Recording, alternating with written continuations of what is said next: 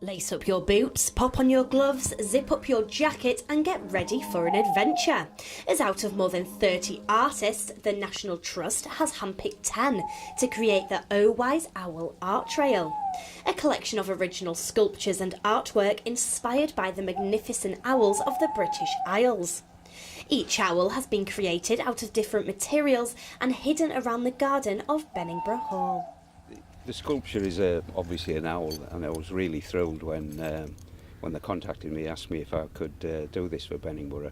And then when we came along to have a look at the site and everything, we found out that this was the American garden, and obviously that's a tribute to the flyers from Linton-on-Ouse. So the idea was that we made it partly from recycled aircraft parts as a tribute. So that was the reasoning behind it. We call it an Art Deco owl. You can't really see from this side, but from the back, and the radiators on it are like the Bugatti car. So that's why we call it the Bugatti owl. But as I say, again, it's a throwback to those guys flying the planes. I do a lot of upcycled stuff, as they call it nowadays. It's quite a nice name, isn't it? It was scrap really, but I get a lot of aircraft things from Middle St George or Teesside Airport, as was. And I tend to use upcycled materials wherever I can. It's not always 100% possible. So I mean, like this, the majority of this is mild steel. It's the wings and the tail that are made out of the. It was a ATR 42, which was it used to fly out of the Ukraine. That's why the colours that are on it is traditional Russian art. So, but wherever possible, I try to use upcycled stuff, but you can't always. But I've been in engineering since I was 16, so really, in fact 15. So what I'm doing is using my engineering skills to make artwork.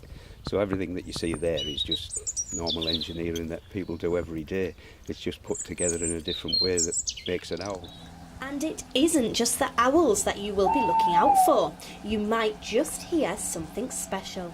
So I've created a sound piece around the O Wise Owl exhibition, which really is a way of using sound to evoke different feelings. So I've used some found owl sounds, which are tawny owls from Scotland.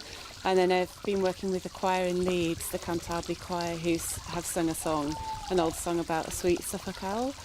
So some of the singing, it's interspersed with some of the owl sounds as well. Well, I think really coming to have a look at the site first of all and realising that there are owls on site too, and working with the choir, I quite like using vocal human voices in the choir as well. So I just wanted to fuse those two things together to make them quite atmospheric. I think it's using another sense that we don't rely on very much anymore. We're quite visually dominated culturally. So this just gives another people a way to kind of focus their attention in a different way.